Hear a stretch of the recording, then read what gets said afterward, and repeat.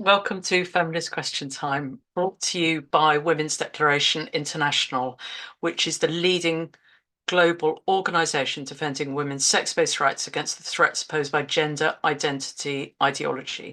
So there's more information on our website, womensdeclaration.com, where you'll find our Declaration on Women's Sex-Based Rights, which has been signed by 38,027 people from 160 countries and is supported by 529 organisations.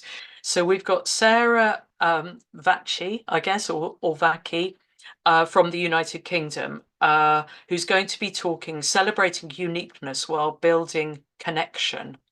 Then we're going to hear from Lucia GP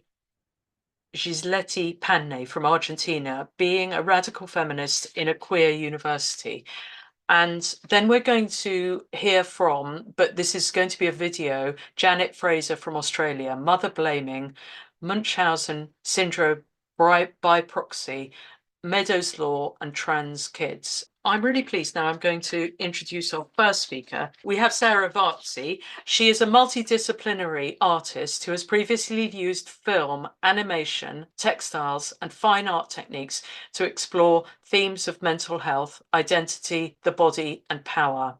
More recently, she is creating a series, Metamorphosis 100 portraits of detransitioned women with their words. And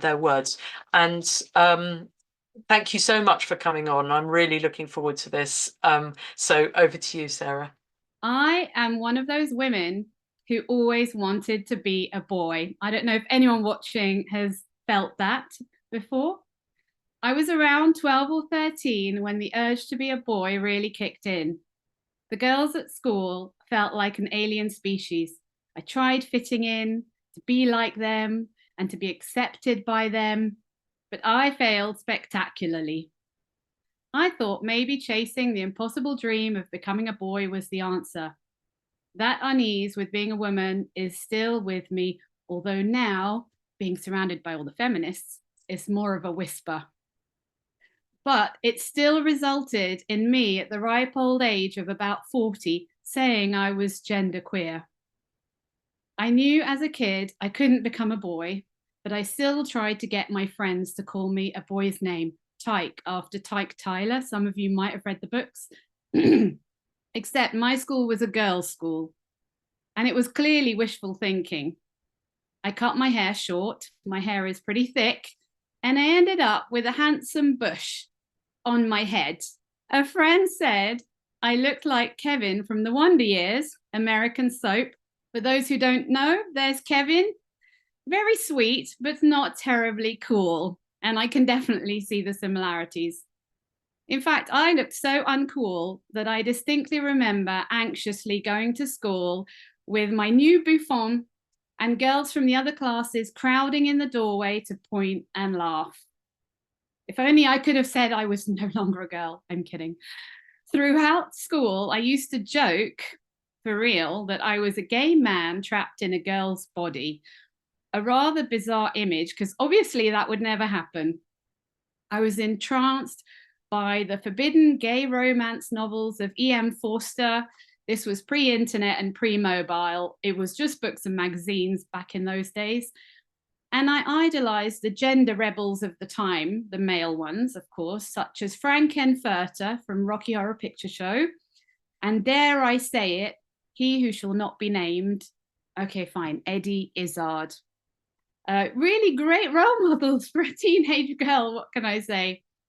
As a teen, I didn't want to wear nylon tights. I mean, who genuinely does unless they're a certain kind of male? Or cross my legs when I sat down. Funnily enough, I'm crossing my legs right now. I didn't want to carry a handbag or wear a bra or wear makeup. Although it seems I was okay with a spot of ironing. This picture makes me laugh because I think I'm wearing a brownie shirt and I've got my short hair and I'm ironing. Something I've probably not really done since. My jean pockets were always bulged to bursting because I didn't have a bloody handbag. Skinny knees poking out of ever-expanding knee holes. I wasn't exactly masculine, but I never felt like one of the pretty girls. We'll get to the art in a minute. At school, I was in a group of misfits, the nerdy, awkward kids. I used to thank the teachers after class, which definitely didn't help, and I was bullied. Coolness was being tall and busty with long hair, messing around with boys at the local school, good posture, knowing how to apply makeup, and who Bros was. Yeah, I'm showing my age there. I liked 1950s rock and roll. I wanted short hair, and I have inherited my dad's chest, not my mum's. I was the epitome of uncool, unlike now. Where were my female role models? Although now you think with social media, you think we would have moved on. But the girls who are elevated and celebrated online are still the heterosexual male's ideal. Curvy, busty, long hair, with perfectly applied makeup or filters. If you don't tick those boxes, hey, you can always pretend you're not a girl or a woman, and then you can be truly free, or so the world seems to suggest. There aren't even high-profile masculine women with shaved heads who are out and proud as women anymore, or at least I keep looking. So on to my art. I've always been an artist, and I used to create films and animations about sadomasochism, body hair, lots of films about body hair. And I've even made a wedding veil of nipples. And I even did needle felted pet portraits. I started my more recent political work in 2019 and was featured in The Guardian for 3 giant wool portraits that were to be eaten by live clothes moth larvae. Spoiler alert, the clothes larvae died. Nobody wants to eat Trump's face. I still have those artworks, so if anyone feels like buying them, let me know. It was around this time that I had a long relationship end and decided it was time to explore my sexuality. I call it a midlife revolution. I refuse to call it a midlife crisis. And I also thought I'd explore my gender identity. I was heavily in that world.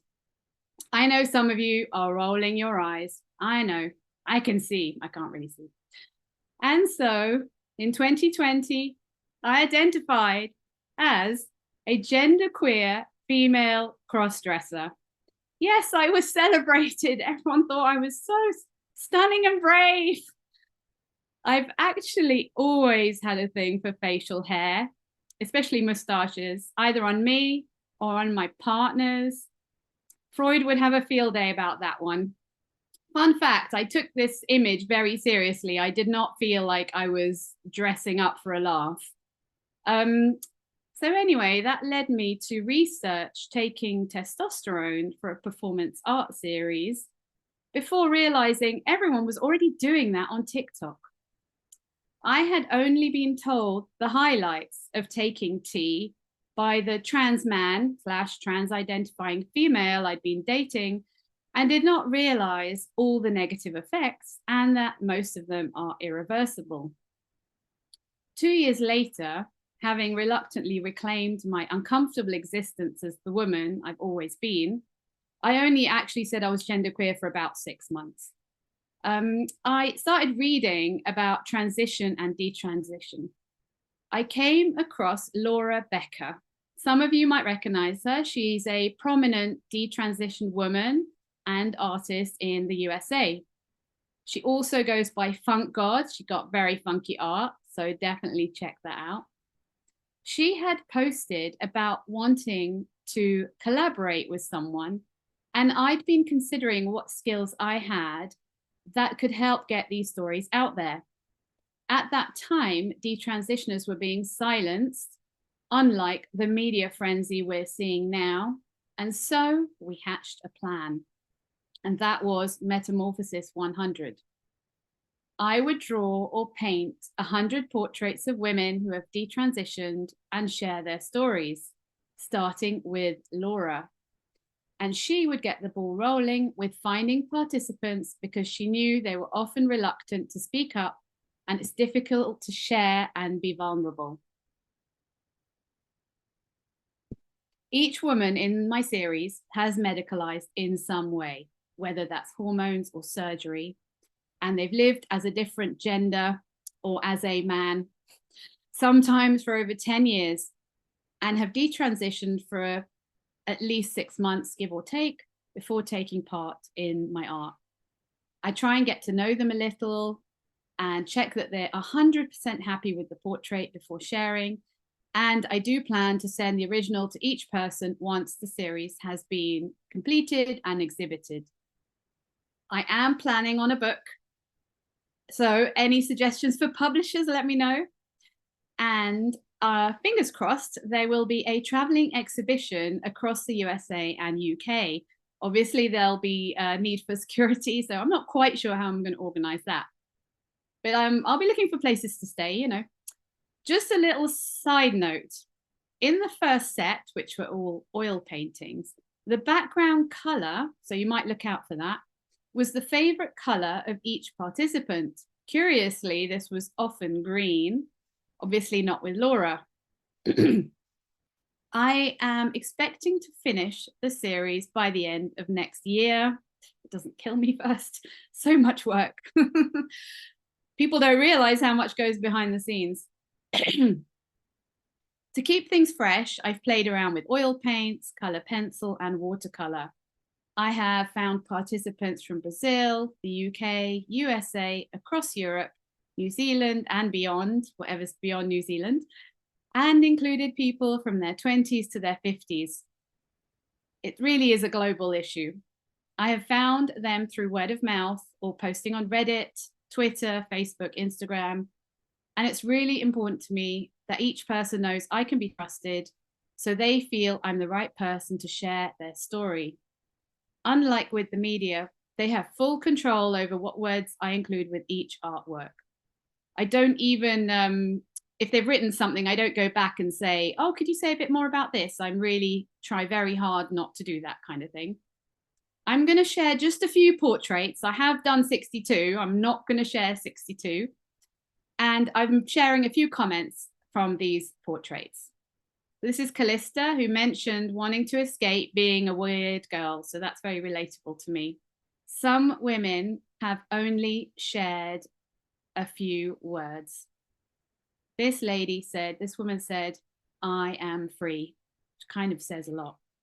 This is Maria. Maria said all she ever wanted from top surgery was to be able to swim topless.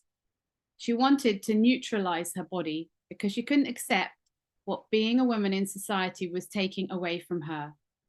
She couldn't change the way the world treats women, so she tried to opt out of it. Despite being the reason for her mastectomy, she has never once swam topless. And as someone who's had a lifetime of being frustrated that it's unacceptable for me to go topless, it really resonates with me. This is Kate. Kate said the words of Leslie Feinberg from Stoned Butch Blues really resonated with her. Nature held me close and seemed to find no fault with me. Laitonya gave this advice. You are sacred. You were born sacred. Your only real job is to find ways to honor that. Your free will is most expressed in cultivating or denying it. Anyone telling you the way to do that is to break parts of you and be put back together by someone else is not your friend. This is a personal favorite because that bird is so cute. This is Rachel and Ziggy. I'll leave you to guess which is which. Without knowing where I could go, I lost what I could be. I am a detransitioned lesbian. However tragic the circumstances were that brought me to this place, I am so proud to have survived. Each day, I practice loving myself as a whole and wondrous woman. I spent 6 years trying to escape womanhood, but now I know that all it takes to be a woman is to be female. This is Emma. Emma's behind me on the wall. Detransition is what happened when I stopped fighting my nature and allowed my body and self to return to its state of rest as a non-conforming, rebellious, and weird woman. I was also fortunate enough to meet some of these women at the GenSpect conference last year. It was a very, very emotional meetup. This is me with Camille, who some of you might recognize, and Michelle. That was really awesome. I met Laura, yay! Laura said, and she's also writing a book, by the way, I am grateful to everyone in this psychosocial, political, and healing movement who have helped young people like me become courageous enough to question our poor choices and gain the humility which comes from self-respect and appreciation of the timeless existential queries humans have always faced, long before this current manifestation within gender identity. This was from the conference. I have exhibited in a few places, including Philia, if anyone has seen them there. Of course, there are shocking and sad aspects. The lost singing voices, the people given testosterone after just one appointment, the homophobia, the sexual abuse and trauma, the young women who actually wished they had breast cancer, and the medical complications. But more than anything, I've been blown away by the wisdom that has been gained by these women who have been through the process of attempting to transition to the opposite sex, often living that way for many years. It also took me a while to realize that some of these women, according to them, actually had to go through this process, perhaps because years of therapy hadn't helped. They had to scratch the itch, visit the promised land to realize it held false promises. That was big when I learned that. I've also realized my portraits elevate people in a safe and nurturing way. I want each person to feel supported and celebrated, emboldened to say, look at me, I'm here, I matter, I made it. And using an art medium creates a degree of separation and perhaps safety that a photo might not. And it doesn't just elevate people. My series encompasses the lesbians, both butch and femme, and bisexuals and straight women alike, who on some level felt not quite right as women in the world. Perhaps not pretty enough or not even woman enough, women like me. While they're mostly younger than me, on some level, I do feel connected because it's society that is letting all these women down. More than anything, I've also learned there really is no one way to be a woman. It might sound obvious to many of you, but it's damn hard and lonely to go against the status quo when you're the only one like you that you know. What do these women do when they feel a bit lost? They go online, as I did when I said I was genderqueer. And apparently I found my tribe of misfits in the online support groups and queer dating apps. The women who don't feel quite right living as women, sometimes with blue hair, it's true. It's important to understand why that might be so rather than to dismiss it. Many people also don't realize the number of middle-aged mothers who are declaring their non-binary identity and denouncing the label of mother because they don't feel comfortable using it. Nobody talks about them. Why? Why do they feel uncomfortable saying they're a mother? We need to ask ourselves why they're attempting to escape material reality. I think the real freedom lies in reestablishing that a woman is simply, drum roll please, an adult human female who can present and behave as she wishes. And a mother is a female parent who can behave in any profound and powerful nurturing way that she wishes. I do admit I felt a freedom when I used the label of genderqueer. I never changed my pronouns because I know people would look at me and say she. Didn't bother with that one. It was my way of sticking two fingers up to all the expectations, which I once again do feel a little bit oppressed by. To me, it's an adjective to define how I want to live as a gender rebel rather than what I am. As a result of my art series, friendships have been forged. Women who have felt isolated after making all these major life changes have felt less alone. And this is where I have to hold it together. I've had one participant reach out and said she connected with another. So these two women met and they've contacted me. They met through the art series and have found love with each other. So she says, for women who have detransitioned and are afraid they're no longer attractive or lovable, to be adored and craved in the ways so many utterly take for granted is a great equalizer and reminder of one's humanity. Imagine if we all just got the love we needed when we needed it most. All these young women needed was acceptance and love for exactly who they are. Please visit my website, metamorphosis100.com, and read and share the stories. And I also want you to consider a time when you felt a little weird, a little at odds with the expectations of being a woman, and share them, either with a friend or a family member, or even online. It's time to inspire and celebrate the next generation of slightly weird women. We're going to go on to our next speaker now, who is Lucia GP, and she is from Argentina. She's a founding member of the first radical feminist group in Argentina, FRIA. Currently a researcher at the Institute of Philosophy and member of the research group on materialism and sexual difference of the Interdisciplinary Institute of Gender Studies, both in the University of Buenos Aires. Both are in that University of Buenos Aires. She's an eco-feminist and anarcho-primitivist activist.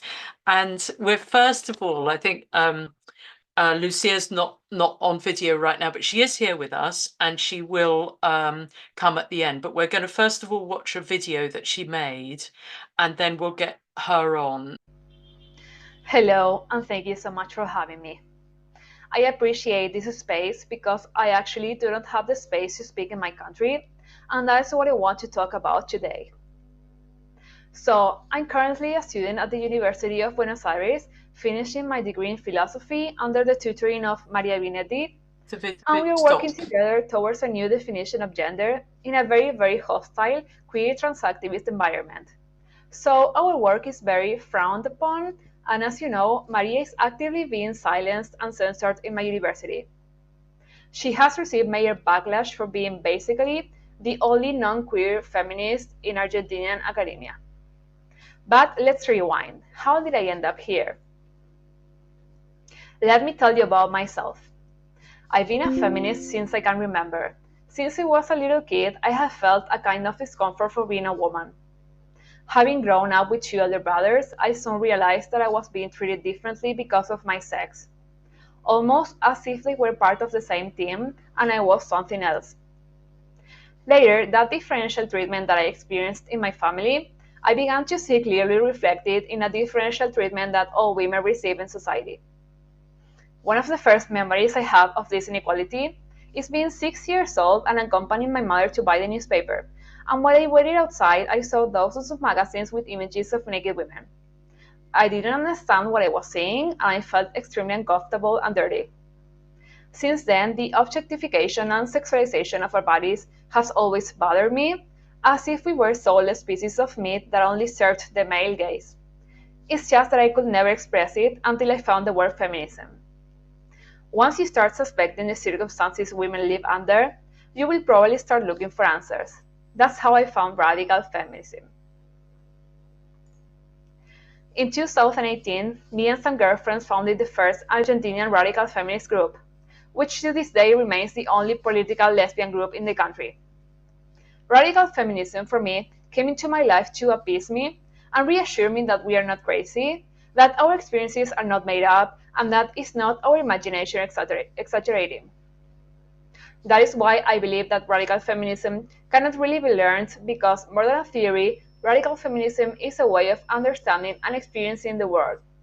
Which is why theories like feminism cannot simply be acquired, like mere knowledge or abstract content you memorize and repeat, but rather you become a feminist due to an internal change. Feminism really is a philosophy of life. I am a feminist as I am a philosopher, not because I read and studied a large number of philosophy books, but because my way of reasoning and experiencing the world is similar to the way philosophers do, critical and nonconformist. And that's why I started studying philosophy in 2018. And soon thereafter, I knew I wanted to specialize in feminist philosophy, but I didn't find much space to discuss my ideas because the only accepted idea is queer philosophy. And then I met Maria, who welcomed me into her study group, which is now an accredited research group. And I even won a scholarship to fund my research. But soon some members of the Department of Philosophy found out about my relationship with her and started questioning me and accosting me. And when I attempted to propose a seminar about these topics, they finally censored me altogether. Some of the reasons were that the objective of the seminar is not so much to think about obstetric violence as to spread the feminism of difference and its binary and pro-fertility reductionism. That the reduction of motherhood to natural fertility serves as a clear operation of inferiorization of any other way of mothering, not to mention fathering and sothering, and that none of this is problematized in the seminar but presented as an absolute truth. So where does all of that leave me? I want to study the effects of technology in women's bodies, especially reproductive tech. But I have to be very careful. I constantly feel like I'm walking in eggshells, and that led to me having serious anxiety and fear about my future career, about job opportunities, and even about raising my hand in class. I ask myself if there will be a time for women to freely speak. So we're now going to hear from Janet Fraser from Australia. She's being introduced by Annika, who's the country contact for Australia for WDI, and her talk is Mother Blaming, Munchausen by Proxy, Meadows Law and Trans Kids. And so over to you, Anna, and then Janet. Janet Fraser is a mother, poet, historian, and has been national convener of the Australian Home Birth Network, Joyous Birth, since 2004. She writes about feminism, history, human rights, birth and parenting. Janet is on the management committee of the Feminist Legal Clinic and co-founded the New South Wales Women's Guild in 2019. She was a winner of the Eva Bacon Award in 2021, given in honour of the communist organiser Eva Bacon and awarded by IWD Brisbane Meanjin for her long commitment to women's liberation. Janet's book, Born Still, a Memoir of Grief, was published in 2020 by the Australian publishers Spinifex Press. She has been published in the Melbourne University Journal, Hecate, and has been published by the Hunter Writers Centre, Grieve Collection, and other journals. You can also catch her on Facebook and Twitter when she's not suspended. That does happen a little bit. I'm going to talk about mother blaming, Munchausen syndrome by proxy, Meadows Law, and the recent trans kid phenomenon. Sir Samuel Roy Meadow, who in 1998 was knighted for his services to children's healthcare, is a retired paediatrician from the UK. Building on the work of endocrinologist-haematologist Dr. Richard Asher, he took Asher's description of Munchausen syndrome from 1951 and expanded it into Munchausen syndrome by proxy. His 1977 published paper, Munchausen Syndrome by Proxy, The Hinterland of Child Abuse, has had a significant effect on women and their children worldwide ever since. Meadow went on to become a very influential expert witness in murder trials where mothers were convicted of murdering their children on his evidence, which became known as Meadows Law. Meadows Law states that 1, sudden infant death is a tragedy, 2 is suspicious, and 3 is murder, until proven otherwise. He also acted as an expert witness in family law matters and was instrumental in the removal of children from mothers and placement with fathers. Meadows Law was also invoked, though not by name, in the trial of Kathleen Folbig. She has recently been exonerated, and it is acknowledged that her 20-year imprisonment has been one of the worst miscarriages of justice in Australia. In this paper, I want to talk about both the fallacy, which is Munchausen syndrome by proxy, and the lie of Meadows' law, and how they've been applied in the UK and Australia. And I want to lay this out in order to explain why it is that mother blaming and terms like munchy mum in criticism of medicalising children under the guise of transgender ideology is old misogyny in new terms. Asher and Meadow both wrote at times when the medical journal articles were of a very different tone from those of today. In fact, in 1955, Asher wrote an article titled, "Why Are Medical Journals So Dull?" His 1951 case histories of 2 women and 1 man are replete with asides, humorous in-jokes for doctors, and even the heads up that the anonymising might give clues to the patient's identities if the doctors reading have encountered them. Asher's opinion of these people was that in order to gain attention or feel special, some individuals fabricate serious illnesses and repeatedly seek medical help. Baron Munchausen is a fictional German character. You may have seen the Terry Jones movie, which shows a number of the Baron's more famous escapades, such as being fired out of a cannon during the Turkish siege of Vienna. Asher felt that what he saw on the mental observation ward at the Central Middlesex Hospital involved fantastical stories by patients, hence the name Munchausen syndrome. Meadow took these observations and applied them to mothers who, in his view, were abusing their children by faking serious illnesses, leading to a lot of invasive testing, treatment, and hospitalisation for mystery illnesses. Meadow wrote a case study of 2 mothers whose children were admitted with significant but undiagnosed illnesses. This diagnosis of Munchausen syndrome by proxy, however, is not focused on the children, but on the doctor's suspicions of the mother's behaviours and motivations. The second case study he presented, for instance, alleged that a mother was somehow feeding her child extraordinary amounts of salt, leading to hypertrinemia, excessive amounts of salt in the blood. To test his theory, he force-fed the unwilling child 20 grams of salt, which did not raise his sodium levels to the levels seen via testing.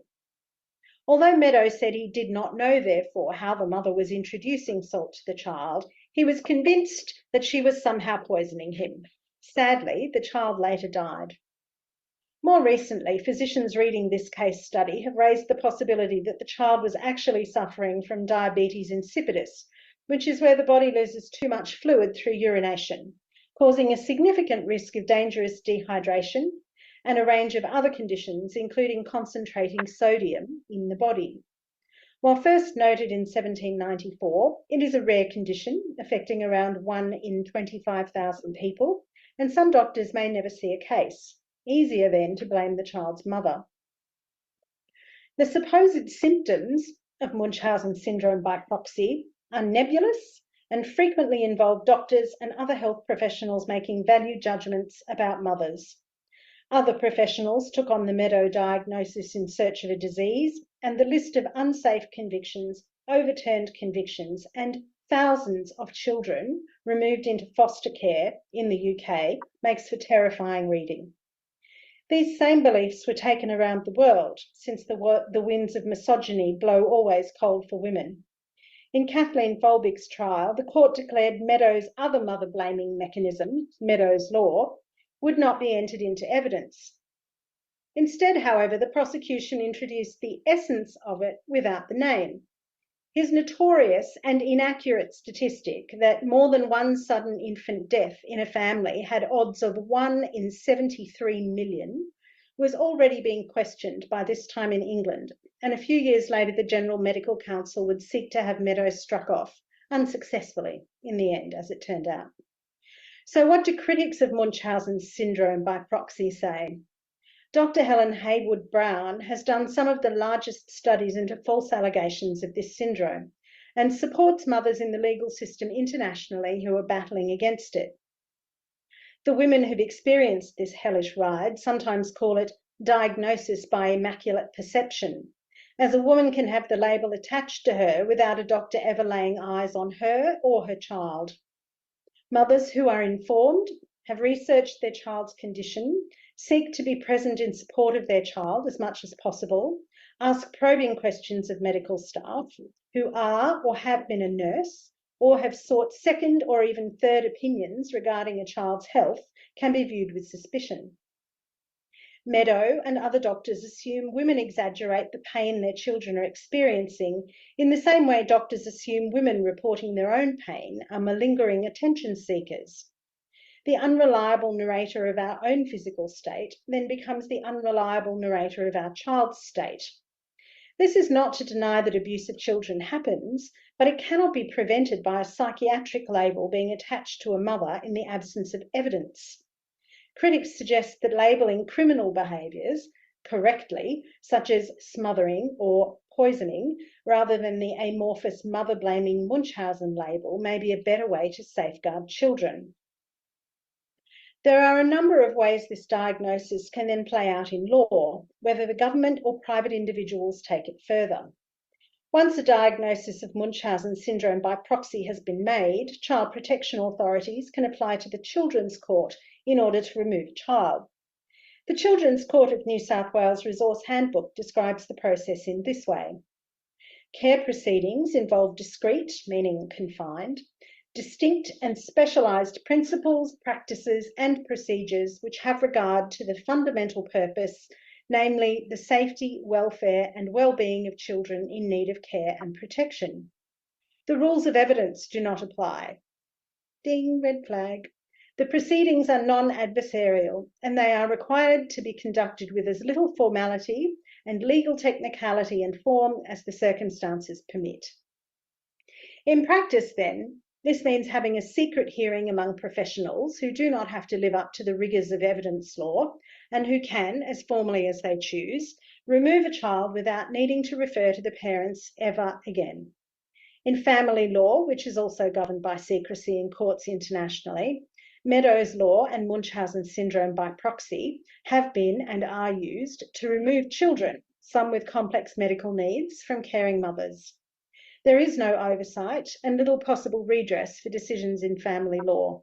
Women cannot speak up publicly without risking contempt of court, and these decisions go unnoticed and unmentioned most of the time.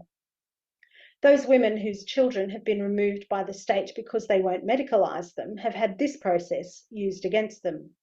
Aboriginal and Torres Strait Islander women know only too well the agony this process causes. In 2022, ABC's Background Briefing covered the stories of two women who experienced accusations of Munchausen syndrome by proxy some years prior. One woman, known as Alison, not her real name, was airlifted with her son to a major Sydney hospital, owing to life-threatening but unclear disease affecting him. She was later escorted from the hospital. The interview continues. Police went to court to get an AVO to protect her kids, not just the unwell son. Then in June 2017, almost 3 years after the helicopter to Westmead, things got even worse. Police arrested and charged her with a crime, alleging she'd threatened her son's life by poisoning him. If found guilty, she faced up to 10 years in jail. Another woman whose baby was in the same hospital had a similar experience. She was escorted from the hospital and her 9-month-old baby made a ward of the state. Because the woman's husband told police and child protection he did not think his wife was harming their baby, he was considered to be colluding with her and thus also an unfit parent. He was, however, allowed to keep their other children, which makes no sense if authorities truly believe him to also be dangerous. This was all decided by doctors at 2 hospitals without interviewing either parent. The baby was grown up to be 16 years old at the time of the Background Briefing episode. Both these mothers were eventually found not guilty in court, but the harm to them, their families and their children is incalculable. Munchausen syndrome has now morphed into factitious disorder imposed on the self, and Munchausen syndrome by proxy is now factitious disorder imposed on others, enshrined in the latest Diagnostic and Statistical Manual of Mental Disorders No. 5. As Hayward Brown notes, when critics point out the flaws in reasoning and uselessness of a diagnosis mostly used to harm children rather than protect them, doctors call the supposed disorder something else and re-entrench the idea. Mother blaming has always been a popular sport. Mothers perceived to be too little interested in their children's welfare, the "oh my God, she's on her phone" cries, or mothers perceived to be too interested in their children's welfare, the "oh my God, she must have Munchausen syndrome" by proxy cries, are mothering wrong. There is no yardstick for mothering correctly, and for many years I have said that the only good mother is a father.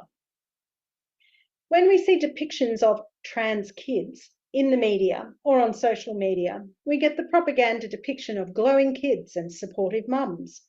Once you talk to the parents who are having their children taken by the state for failing to medicalise their child, the landscape begins to look different.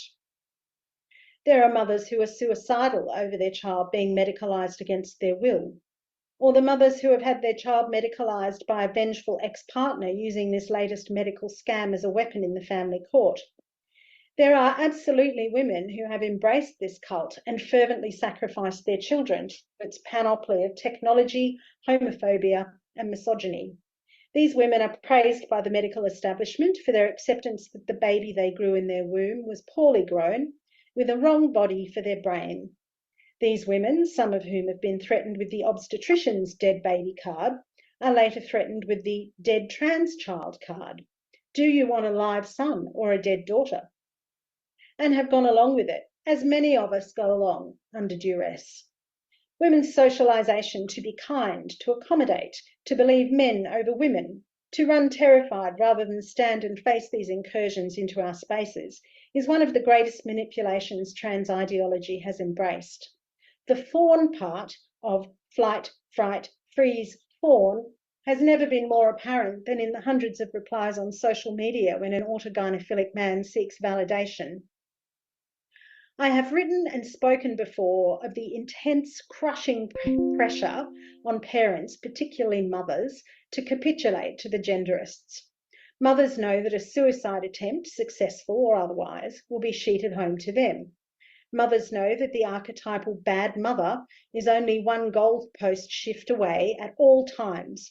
Whether it's ruining your child by having paid work outside the home or ruining your child by working inside the home, mothers know they will do it wrong. So many times we see the undeniable Hollywood fashion for trans children blamed on high-profile mothers seeking to enhance their status. The various fads for tiny dogs, overseas adoptions, or trans kids, these are the yo-yos of school life translated into real-world consequences and harm. But each of these kids has an invisible father somewhere there, unless he's more famous than the mother, in which case he might get equal billing. I'm not sure we measure anything particularly well, however, when we use Hollywood as a yardstick. I'm always struck by the rush to blame feminism, therefore women, for the times when patriarchy triumphs.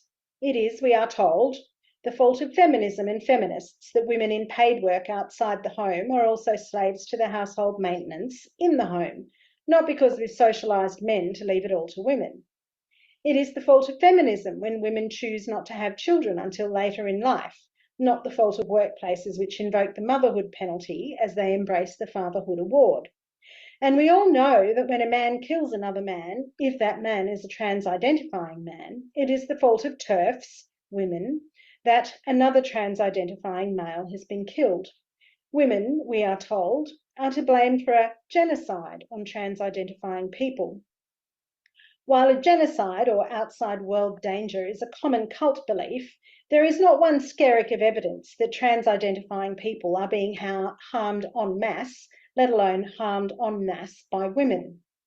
The evidence that they are being harmed by authority figures and doctors is all around us, but unmentionable in the cult. And there is a particularly vitriolic form of denial exercised by some of the mothers of these medicalised children, because the house of cards on which they have staked their child's life is as unsteady as it appears, particularly in the wake of the UK Cass report. These women also know that mother blame is about to land on them, not on the children's father, and not the children's specialised medical providers who have dealt the dead trans child card. It doesn't matter how you slice it, blame comes home to roost in the hen house, never the rooster's perch. Just like some exited women from the sex trade are later free to say, I had to say the sex trade was fantastic while I was in it because the reality was too agonising to admit even to myself. I suspect there are a lot of mothers with trans kids who'd relate strongly to this. I'm not saying mothers never abuse children. I am saying that the stories told in patriarchy about evil mothers is not of our making. Each of us embodies the misogyny everyone is taught from birth. Our sex is the inescapable evidence that we are lesser, faulty, dirty, humans 2.0, and always at fault. Munchausen syndrome by proxy and Meadows' law are overt mother blame mechanisms, and despite being found to be simply untrue, continue to be exercised to the detriment of mothers and children. Trans activism, also promoted by medical experts, continues to be exercised to the detriment of mothers and their children. Mothers who embrace the cult are likely to lose their children to premature disease. Mothers who refuse the cult are held to blame by society for their failure to embrace the true identity of their children, and their punishment can be losing that child to the cult. We must, as a society, take mature measure of how these billionaire-led luxury beliefs have overtaken our institutions and harmed the vulnerable. But I will not stand by and see it sheeted home to feminists, to mothers, to women, as if patriarchy, fathers and men were gossiping over the back fence while we did our malicious worst. Thank you.